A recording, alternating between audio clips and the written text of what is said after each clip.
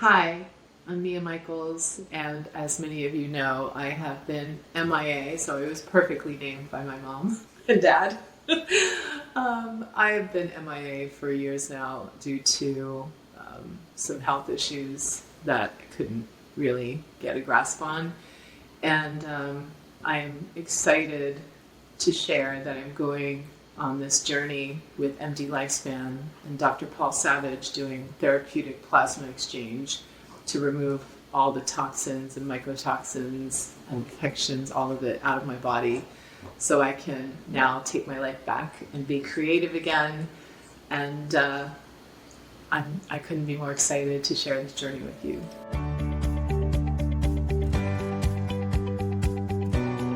I think one of the most powerful things about your story is you were sharing with me how you felt disconnected. And so many people can relate to that. They feel disconnected to themselves for whatever reason. Yeah. Tell me more about that.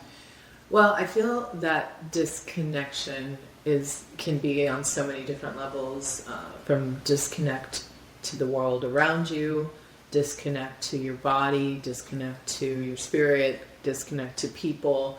So it's, there's lots of layers to that word, but I will say, like, from my experience, my journey, I can honestly say I never truly felt connected to my body, which is crazy because I was in the dance world I grew up in a dance studio, and I was constantly dancing and moving.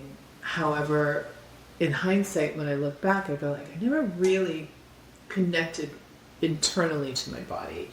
It was more about the aesthetic of movement. And then as I became a choreographer, it was more about creating movement through everyone else's body. So then I stepped back even more and lost more I have more disconnection to myself and to my body. And through the journey of being a choreographer and then becoming successful, the more and more I stepped away from my body, and I didn't listen to myself. I didn't listen to my body trying to talk to me through so many years. I literally, it was all about, I had blinders on, and I was just like, focus, success, achievement, make it happen. It was that kind of energy. Anything else that would come in the way of my health or the way I ate, or drinking too much, partying, stressing out, traveling, not sleeping, all of those things factored into where I'm at today. And I just never listened to it because I was on a trajectory. I was at this path that I was going on. Nothing else mattered. And then what happened is when COVID hit, I wound up coming to Orlando. And as soon as I got to Orlando, and once I stopped, because I was already starting to spiral out of the entertainment industry, after I did my big show at Radio City with, the Rockettes, that was a big directorial and a big moment for me.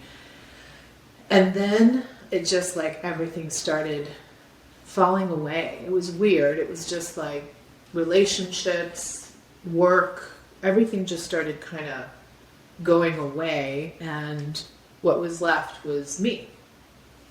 And that was very uncomfortable because my whole life was about work and creativity. And as everything started kind of falling away, that's when COVID happened. I wound up in Orlando, and then my health just was basically, after decades of ignoring my body, it was screw you.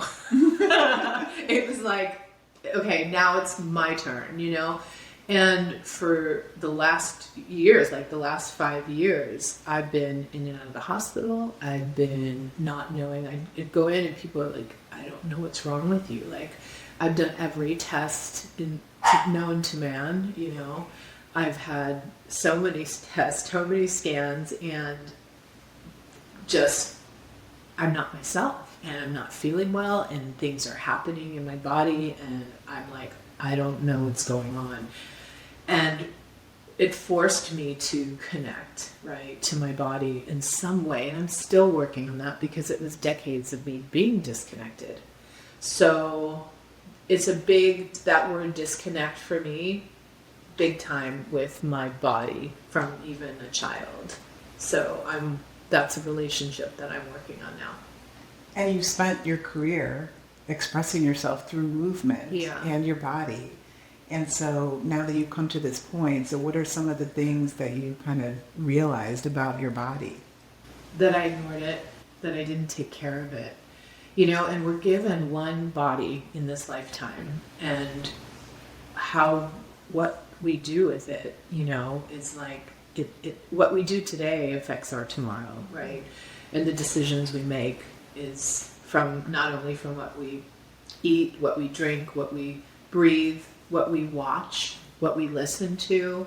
It's all we're putting in, right? And so it's so important to be aware of what you're putting in your body, period. And what you get out, because we're living in a world, especially in the United States, that is just loaded with millions, trillions of toxins that we can't get away from in our food, in our water, in our air, in our social media, on our big screens. Like it's everywhere, and there has to be an outlet. Yeah, but because we're getting it in, but there has to be an outlet. There has to, or we die. So we find, that I have many friends and people that I know that are sick. They're sick and they don't know what's wrong with them. And they've gone to so many doctors, but they just don't know what's happening in their body. And everyone just chalks it off as like, oh, we're getting older. So that's part of getting older. That's the aging process, is to feel like crap. And I'm not going to buy it. Yeah. From the outside looking in, I think this happens to a lot of us. Everybody looks at you and looks at us and, oh, you look fine. Yes. But what were some of the things that you noticed that you maybe weren't doing that you could have been doing, or signs that your body was telling you that you kind of still take a step back and say, okay, this is happening? Well, I think it's like the simplest things and we hear it, right? It's just like, eat well, drink enough water, exercise, breathe, like all these things that are so simple. These are the things that make you healthy, and all of those things I didn't do. I ate terrible. I'm a foodie, but I chose bad. Like I chose food, like just not thinking about my health. And what I would do, because I would have very long days, either in rehearsals or shoots or whatever it was. So by the end of the day, my reward was a great martini, a bottle of wine, any food that I wanted, because that was my reward for, you did it, you got through the day, congratulations, and that was my place of like, I couldn't wait to, at the end of the day, have my reward.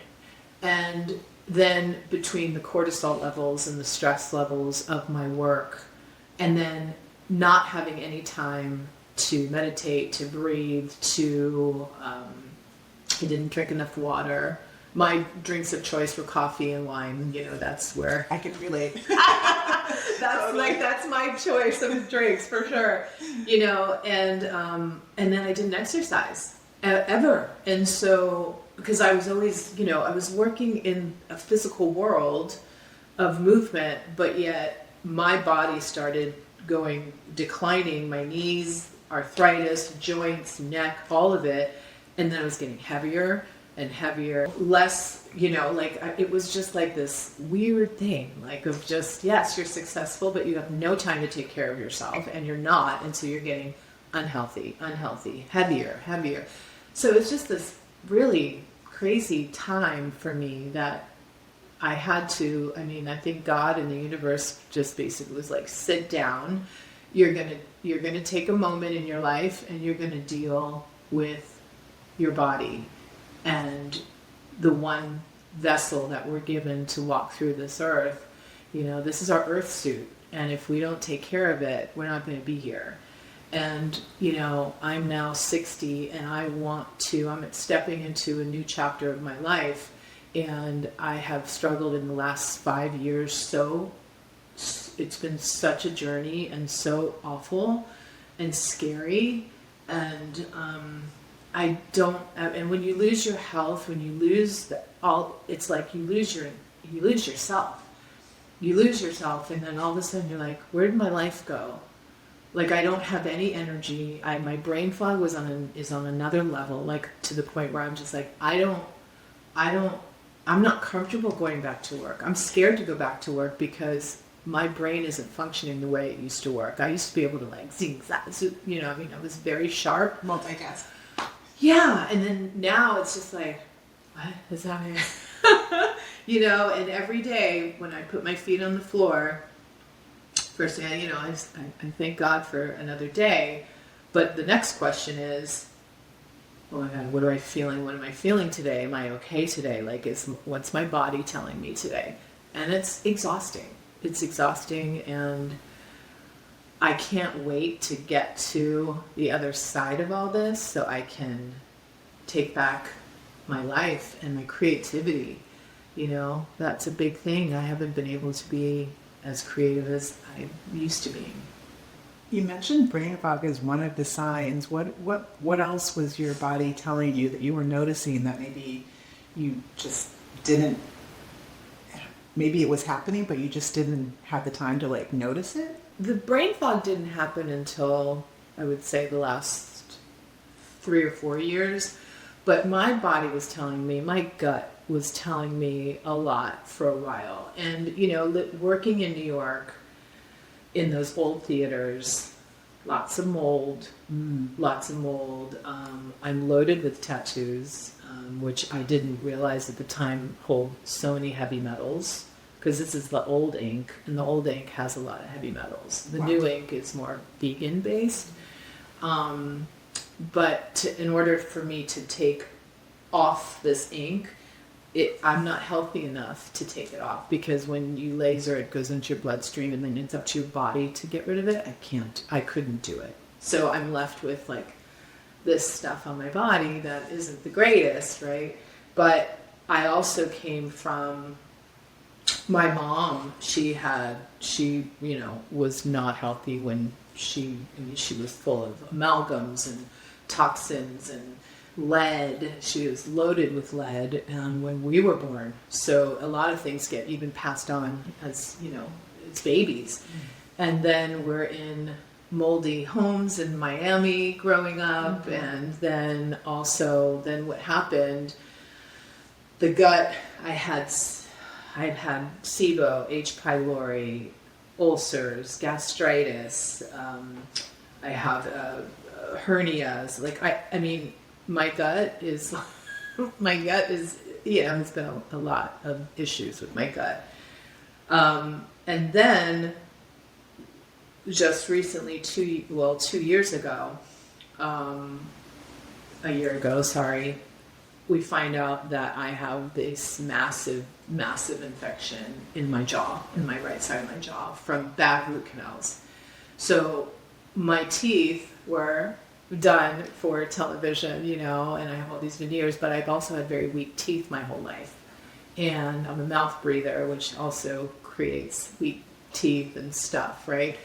And I've had all these root canals, and 2 of them in the back went really, really bad. But with root canals, it's very scary because you don't feel the pain. So when they get infected, there's no nerve anymore, so you don't know when there's an infection. And I mean, after doing research, people have died from bad root canals, from infections, right? And it's super scary. And I find out that I have this massive, massive infection in the lower part of my jaw. Cut to last summer, we have it removed, and they took out like an inch, and an inch in a canal, is a lot of tissue. Necrotic bone, necrotic tissue is taken out. I had been very, very sick from this infection. So how did you find out that you had the infection? From a biological dentist. And all these other dentists were like, no, you're fine. There's no infection. No, everything's great. And this guy was just like, you got to get these out. You got to get these out, like, now. And I wound up in emergency in Greece getting it out, and then coming back here. But it was a journey. And after I took that massive infection out, I did feel quite a bit better. But you know, there's still stuff, and my brain fog kind of escalated the last couple of years, where I was like, what is going on? And so I think a combination of everything, from the toxins, from the infection, from my gut, there's a lot of stuff, and I think circulating in my body, and I think that's what has been causing a lot of the brain fog. Would you say, like, over the past 5 years, this is when you've really taken a step back to really invest in your health? Yeah, I would say I really started taking it seriously about 3 years ago, and then it just keeps getting more. And then it actually became my passion, because I'm realizing it's like, well, I'm blessed enough to be able to, you know, do treatments and go to specific doctors and to, you know, do the things I need to do. It's so important. And so that's kind of been my goal now, my health is my goal, is to get it back. That's my main goal. And I'm very good at goal-oriented person. I like to really, when I decide to do something, I really go for it and I really do it, because, and this is the most important decision I've made, because without your health, you have nothing. And I miss having vibrancy, and I miss feeling creative. I miss feeling alive. I miss feeling, I hate the fear that I have in my body. Like, anytime things come up, you're like, what is that? What is that? You know, and it's terrifying and it's awful. And I don't want that anymore, you know, and I feel like a lifetime of not great decisions and the lifestyle and all kinds of stuff has gotten me to this place. And now I'm doing something about it. Now I'm making different decisions, and now I'm moving forward, and I'm excited about this next chapter of my life. And what can you only imagine what it's going to be like, even creatively, and to live a life when you actually finally feel vibrant and healthy and good, and you get yourself back. You touched a little bit on just the history of toxins, maybe, you know, how it impacted your life when you were around the same age. I had no idea growing up in Miami that, you know, you're exposed to all this humidity and mold, and meanwhile we're, you know, putting hairspray and deodorant. Yeah. I think the statistics show that, you know, our age and white females are the most toxic because of how we grew up, and, you know, just in general, like our makeup. When did you really start? I mean, it's in the news feed every day about toxins, but when did you really start, like, saying, okay, have you always been aware about toxins? No, I have not been aware of toxins. My sister, she's a functional medicine doctor here in Orlando, and so she was responsible for, like, getting me on this path, you know, and I would listen. When I was in New York, I was like, yeah. No, you should do this. Yeah.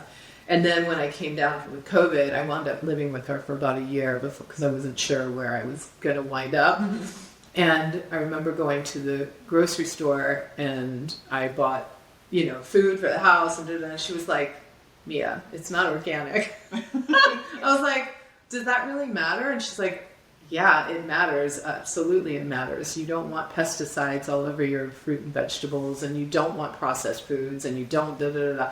So it was like, okay. And at first I was like, this is a lot.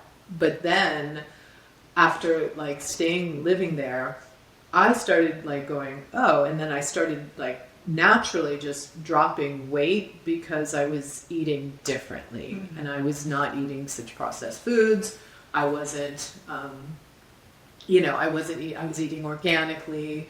I remember when I first came down, at least once a week, I would escape and I'd go to McDonald's, right? It's like you couldn't pay me to go to McDonald's. The amount of toxins and the things that have come out about all these fast food and processed food. And I mean, when you look at a box, you go, I can't even pronounce any of this. This isn't food. Like, this isn't food. You go to Costco and you can get a box of carrots that were packaged a year ago, and it says organic on it, which is insane. Yeah. And so it's like really going back to whole food, right? Organic whole foods. Like, that to me, I think, is the biggest thing. But my journey continues to escalate the passion of wellness and the knowledge of toxins.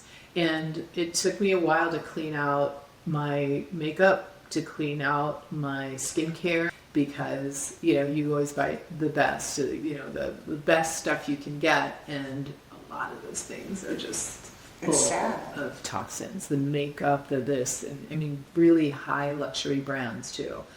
And now I'm like with the simplest little, like, you know, just 5 ingredients, you know, and, you know, from like the Cotswolds, some wonderful woman just creating these beautiful skincare, you know, natural organic stuff.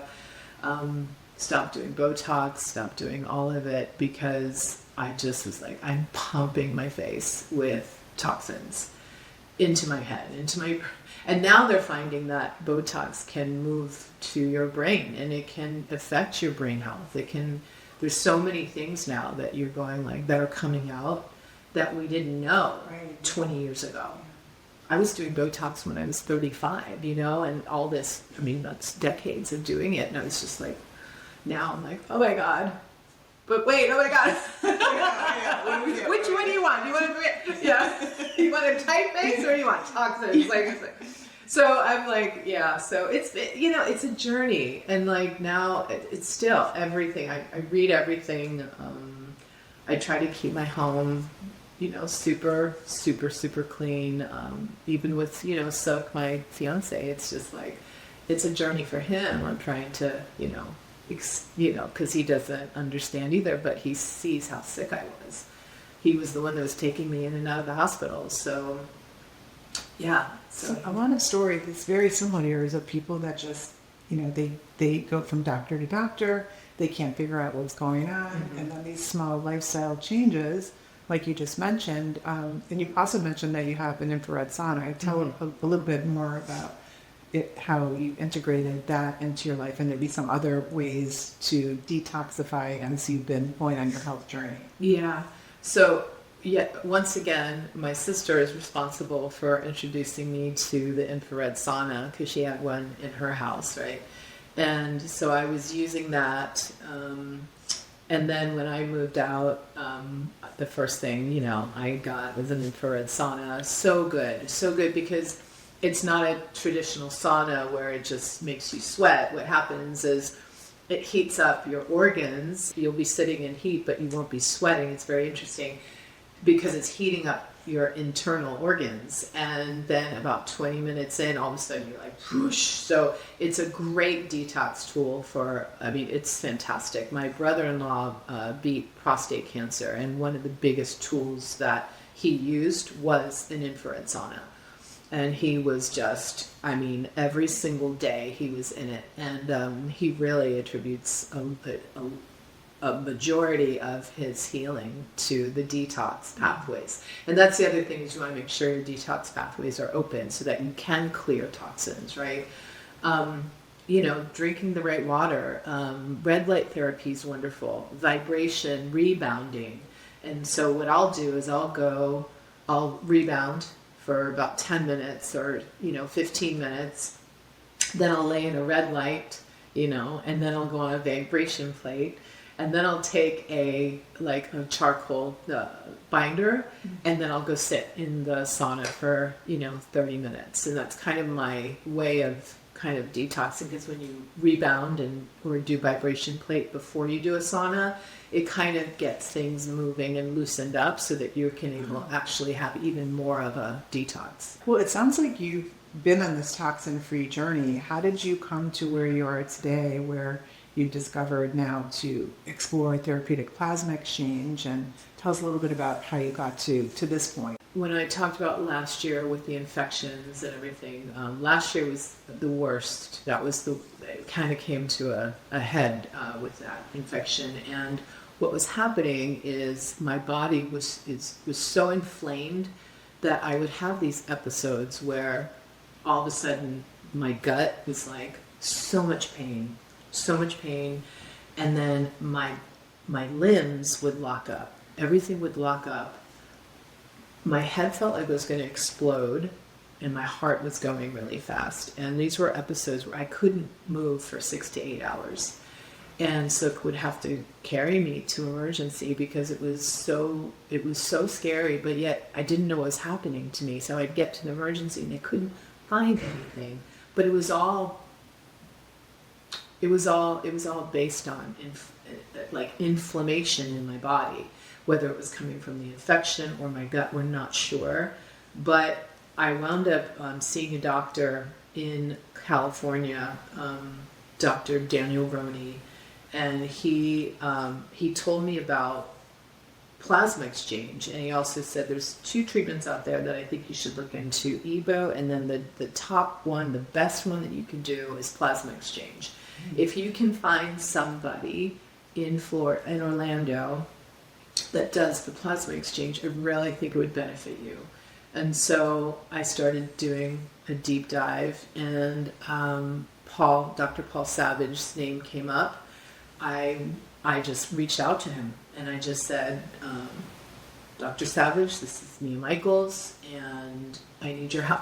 And I think I need what you have. And he was like, Mia Michaels, oh my God, I know you.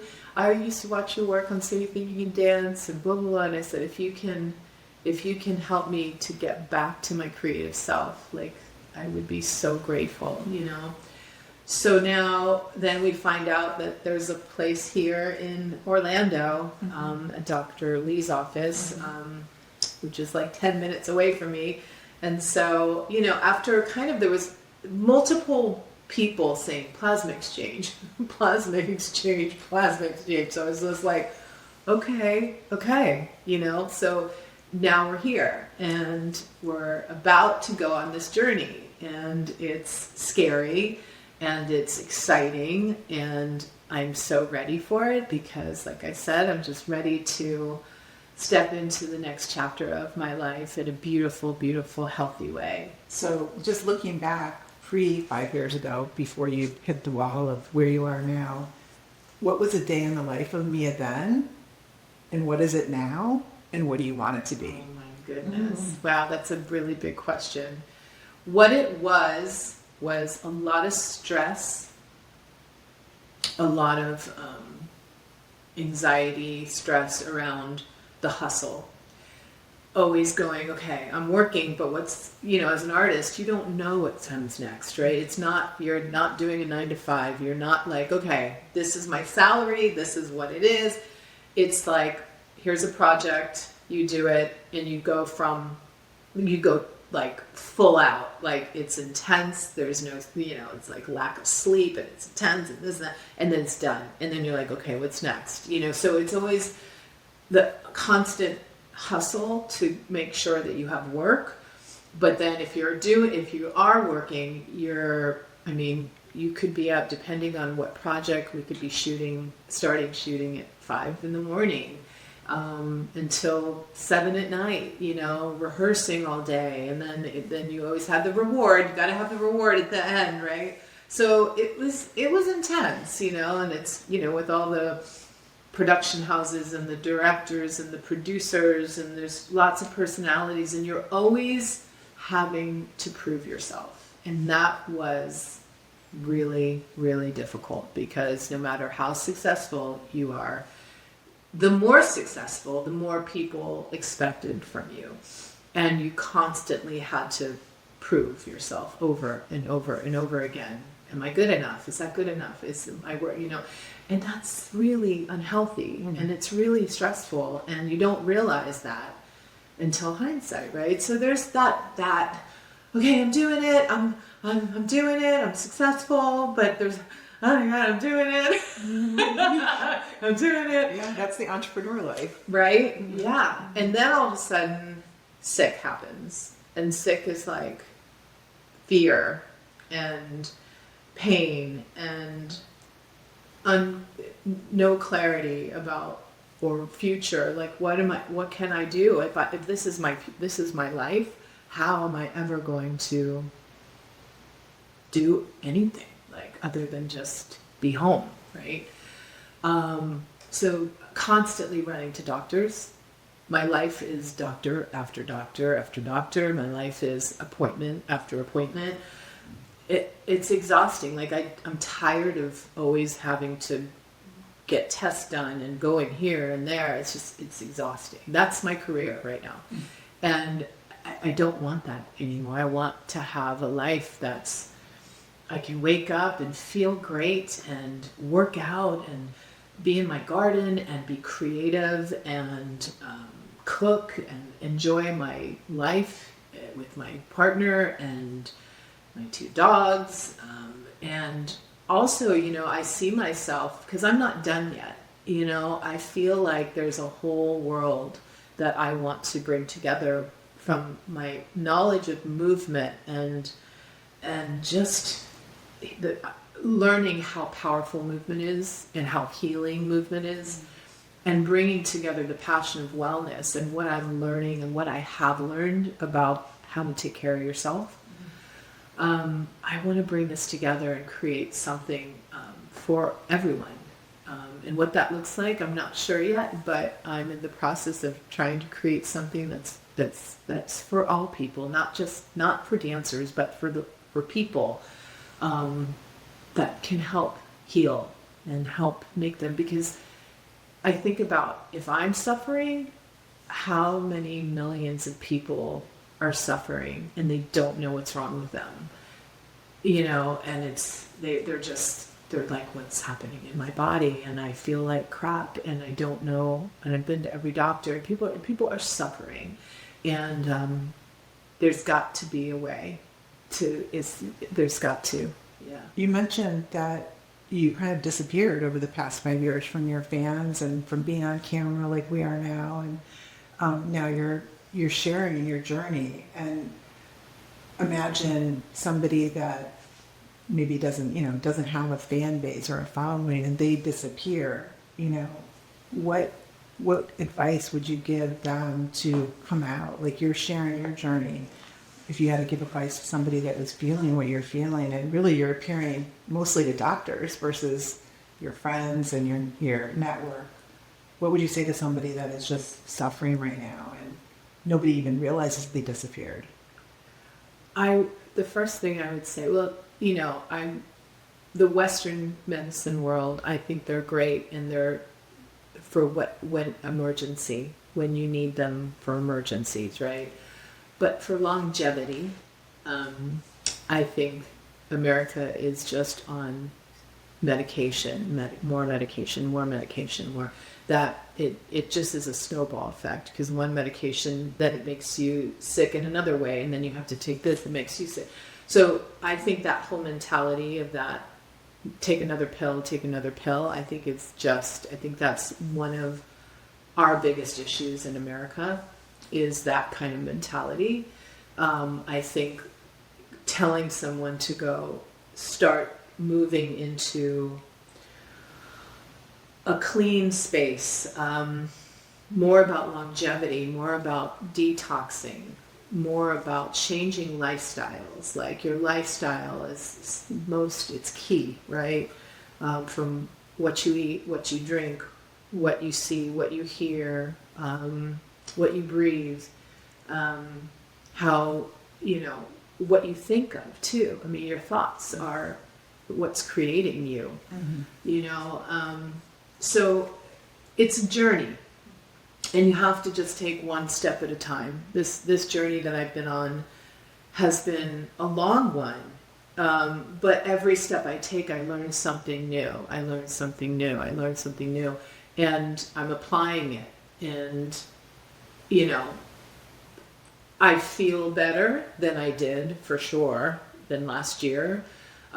Making sure that there's no infections, getting the toxins out. Toxins are key to your health, because mycotoxins, the heavy metals, the molds, the infections, the gut infection, all of that causes chronic disease. And if you don't get it out of your body, you will get sick.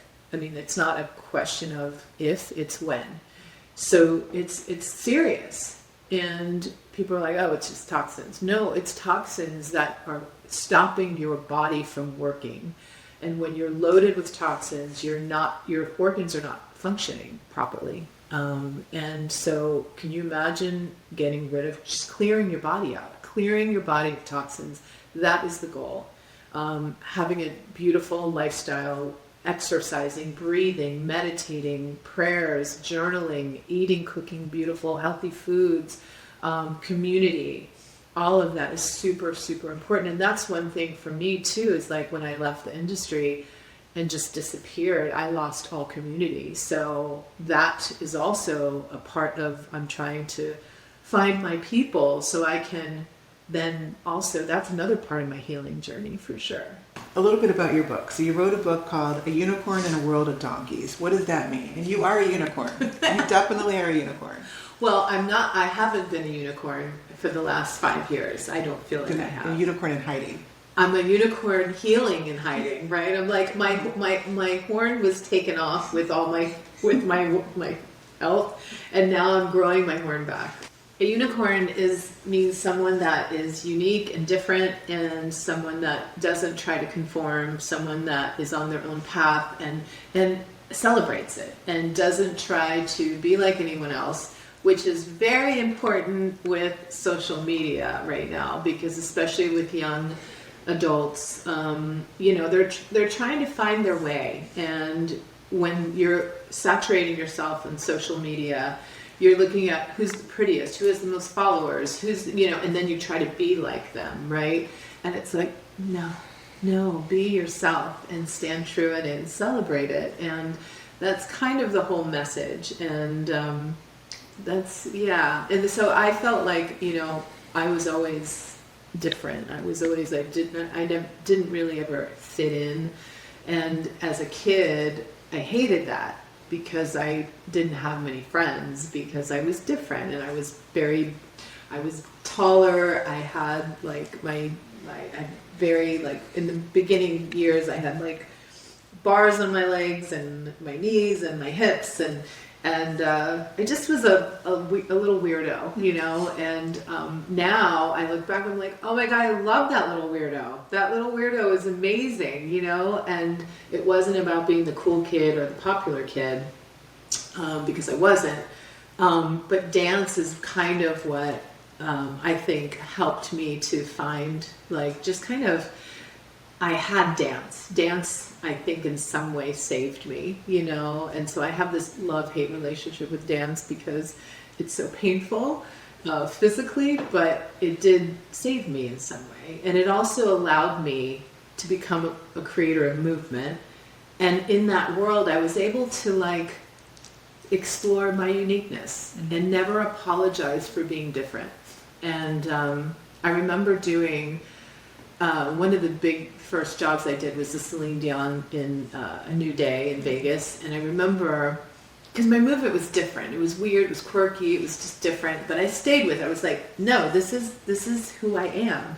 And I remember getting in an elevator. The show had opened. It was a huge show, right? And I was in the elevator, and there was a bunch of you could tell they're very cultured, artistic, women that came out to see, a show. And they were in the elevator. It was just kind of up, going up the floors, and they were like, I don't know what that was, but it was incredible. They kept saying it was so different, the movement. I've never seen anything like it, and it was so interesting, but I loved it. And I was just like, hee hee, in the corner of the elevator going, yes, because you like it, you don't know what it is, but you like it. And that for me was important. That was an important moment for me.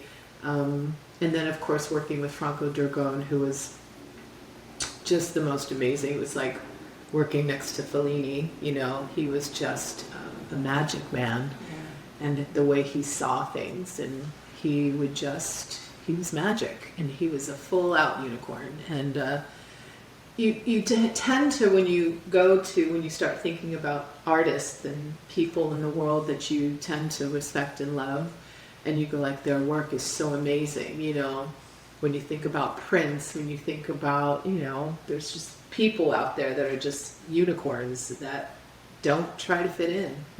And that's what this is. It's just kind of like a workbook hybrid that kind of helps you to kind of just go. It talks about my journey as well as helping you to kind of embrace your own. Yeah. I would say, and I'm biased, I think a little bit, but Dr. Savage is definitely a unicorn because when I started working with him 20 years ago, he was like the misfit doctor, not a misfit doctor, but he was the one that was working on bioidentical hormone therapy when everyone was like, what is that? This is so foreign. And then thank God for Suzanne Summers. She wrote her book that helped put it a little bit mainstream. And now, you know, he came back out of retirement. I don't know if he told you to do this. And now he's, you know, another like, you know, kind of the Lone Ranger that is you know, first in the category. But what has your experience been with Dr. Savage?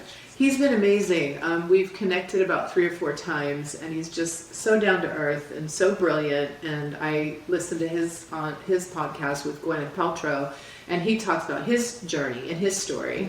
And he's very, very special, and he's gifted. He's a gifted doctor, and I trust him. And everything he says makes so much sense. And what he's created here with this TPE is just I really believe that it's something that needs to be available for the world, because I think it's part of this, their healing, and everybody needs wellness in their life, right? But I think that this whole plasma exchange is important for people. I really do. I think it's something that can just change people's lives and get their lives back, you know. So yeah, he is a unicorn. Dr. Paul Savage is a unicorn, and I'm so excited to be working with him. If you had to give a title to this point where you are right now in your life, and then where you want to be, what would those two things be? Living inside of a you know, an unhealthy earth suit. You know, existing in an unhealthy earth suit. And where I want to be is free. I want to be free. Look, I'm going to cry. I want to be free. I want to feel alive again. I want to, yeah. It's almost like you've heard the saying, you know, you have to visit the dark to really appreciate the light. So true. I feel that for so you. True. You know, I'm going to cry too. Like, the darkness is only making the lightness that much brighter as you get there. Yeah. Because every day that I keep working, it's like I work so hard to try to have a good day that I feel good. You know, it's like if I can get through a day and I feel okay, I'm like, okay, that's, you know. Yeah. So, yeah. Do those baby breaths to feel better. Yeah. The double breath in. Yeah. Well, thank you for sharing that and being vulnerable with us. And is there anything that I didn't ask that you want to just share? I think, you know, emotional stuff too, emotional PTSD or trauma or anything that has happened to people emotionally. It's part of healing. It is. The yeah. anxiety of not knowing. We were talking about that earlier. It's just that it is PTSD of like, because are you actually going to get healed? Yeah, and I had, and it's interesting because part of my healing journey is definitely emotional and trauma, PTSD, based on when I did leave New York. During COVID, I lost everything. I lost it all, and it was a very traumatic thing because I made the choice to go because I wasn't feeling well. I made the choice to go. I can't go back to the industry. I can't teach anymore. I can't do what I do to make money. And I decided to let it all go. And so I had a lifestyle that I had built with all this stuff, right? And when my health started going, I just made the decision to go, I can't afford to carry my past with me. I have to focus on the now and my health. And I remember opening up my storage unit with like hundreds of thousands of dollars worth of stuff that I had worked so hard to build. And I opened the storage, and I remember putting it on Marketplace, and people were coming in and like going, "Oh, you're that choreographer," and then just putting like things on and carrying it off for $20, $30, this, and I'm just sitting there watching people carry my life away. It was wild, and just carrying out the stuff, all the stuff, just, and I was left alone in this storage unit. Went back to Orlando, and that's when I had like surgery after. So I had 3 colorectal surgeries, and it was like one thing after another. And I feel like after the spiraling down, stripping away, and then a decision that I made, I said, I just have to let go of my past and trust that God and the universe, I'm going to step into a new life. And I stepped into a life of healing, and that has not been easy. And I do believe that part of my health came from the pain of the entertainment industry. It's a very brutal world, lots of backstabbing, it's toxic people. And there was a lot of that I carried, a lot of hurt and just not good stuff that I carried. There was a lot of great stuff, but there was a lot of not so great stuff. And then when I decided to let everything go, I had to lose everything in order to find myself. And then as I take that step forward, then I start my health. So it has been a journey, and it continues to be right now, a journey of healing and forgiving, of trauma and emotional stuff, as well as physical stuff. And they go hand in hand. And that's one thing that I would also tell friends and people out there is that, if you have hatred or unforgiveness or trauma or PTSD or anything that you've dealt with, even from childhood, you got to work through it, because there's a book called The Body Keeps the Score, and it is very, very true. And it's your stuff, your emotional stuff. It gets in there, and it does cause sickness. It does, and you gotta be free of all of it, from emotional toxins to physical toxins. It's a journey. That was such a good point. We were talking about toxins, like toxins in the air, the water, the food, like toxic people. Yes. Make you toxic. Yes. Add to those, your toxic load is emotion. And I don't think people put that in the same category as the toxins we're physically putting into our body, the emotional toxins. Yeah. You can't heal absorbing. So you can't heal your physical body if your emotional and spiritual self is all messed up. You have to. It's all connected. Yeah. Yeah. Such a good point. Yeah. So I think I needed to say that, because I think that's a huge part of my journey as well.